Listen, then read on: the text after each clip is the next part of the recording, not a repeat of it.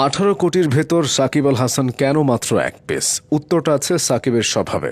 সবাই যখন শেষ দেখে ফেলে, সাকিব তখন শুরু করে। বোলিংয়ে নিষিদ্ধ হওয়া, দেশে ফিরতে না পারা, একাধিক মামলা খাওয়া, কি হয়নি তার সঙ্গে। এই অদম্য স্বভাবের কারণেই সাকিব টিকে আছে। কাগজে কলমে সাকিব এখনো বাংলাদেশের ওয়ানডে প্লেয়ার। যদি কিন্তুর প্রাচীর টপকে তিনি খেলতে পারেন 2027 ওয়ানডে বিশ্বকাপ। সাকিব কিভাবে এবং কতবার দেয়ালে পিঠ ঠেকে যাওয়া অবস্থা থেকে ফিরে এসেছেন সে সম্পর্কে জেনে নিন।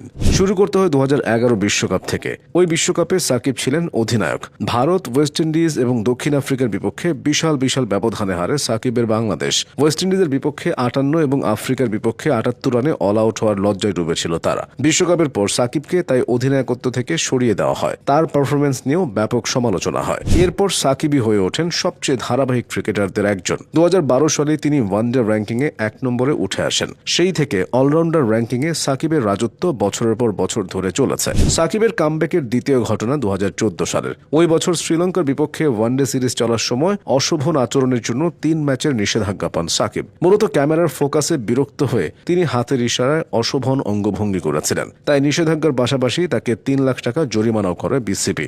নিষেধাজ্ঞা কাটিয়ে 2014 সালে সাকিব জিম্বাবুয়ের বিপক্ষে দারুণ কামব্যাক করেন। চট্টগ্রাম টেস্টে 10 উইকেট এবং 50+ রান করেন, যা তাকে গ্যারি সোবার্সের পর দ্বিতীয় অলরাউন্ডার হিসেবে এক ম্যাচে 2 ইনিংসে 5 উইকেট এবং 50+ রান করা ক্রিকেটার বানায়। সাকিব আল হাসানের জীবনের সবচেয়ে বড় কামব্যাক হয়েছে 2019 সালের বিশ্বকাপে। এই বিশ্বকাপের আগে তিনি 1 বছর নিষিদ্ধ ছিলেন। অনেকে ভেবেছিল সাকিবের ক্যারিয়ার বুঝি শেষ, কিন্তু জেদি সাকিব তা হতে দেননি। 2019 IPL এর নিলামে তাকে ধরে রাখে হায়দ্রাবাদ, কিন্তু দলের David Warner, Kane Williamson, Rashid Khan, Jonny বেয়ারস্টোর মতো বিদেশি তারকা থাকায় সাকিব একাদশে সুযোগ পাচ্ছিলেন না।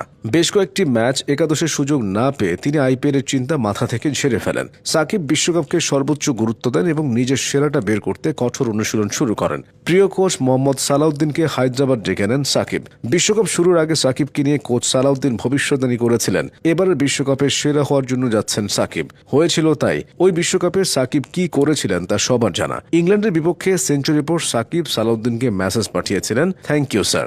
8 ম্যাচে তিনি করেছিলেন 606 রান। নামের পাশে ছিল 5টি 50 এবং 2টি সেঞ্চুরি। সাকিবের চেয়ে 2 ম্যাচ বেশি খেলা রোহিত শর্মা 648 রান করে টুর্নামেন্টের সর্বোচ্চ রান স্কোরার ছিলেন। শুধু তাই না, মাত্র 5.39 ইকোনমি রেটে সাকিব 11টি উইকেট শিকার করেন। তিনি একমাত্র ক্রিকেটার যিনি একই বিশ্বকাপে 500+ রান এবং 10+ উইকেট নিয়েছেন। 2021 সালে সাকিব আরও একবার প্রত্যাবর্তনের গল্প লেখেন। ওই বছরের জুনে তিনি ঢাকা প্রিমিয়ার লিগ তথা DPL এ আম্পায়ারের উপর রাগ করে স্টাম্পে লাথি দিয়েছিলেন, এমনকি উইকেট তুলে আছাড়ও দিয়েছিলেন। ফলে তাকে 3 ম্যাচের নিষেধাজ্ঞা এবং জরিমানা করা হয়। পরে 2021 টি20 বিশ্বকাপে তিনি নিজেকে চেনান। ব্যাট হাতে হতাশ করলেও বল হাতে ছন্দে ছিলেন তিনি। প্রথম রাউন্ডে 4 ম্যাচে 11 উইকেট শিকার করেন। টি20 বিশ্বকাপের ইতিহাসে সর্বোচ্চ 41 উইকেটের রেকর্ড করেন। ছাড়িয়ে যান 39 উইকেট নিয়ে দীর্ঘদিন শীর্ষে থাকা শহীদ আফ্রিদিকে। ক্যারিয়ারের শেষ সময়ে সাকিব বোলিং অ্যাকশন এবং মাঠের বাইরে থাকা নিয়ে বিপাকে পড়েছিলেন। অনেকে শেষ দেখে ফেলেছিলেন, তবে তিনি ফিরে আসলেন যেভাবে বারবার ফিরে আসেন।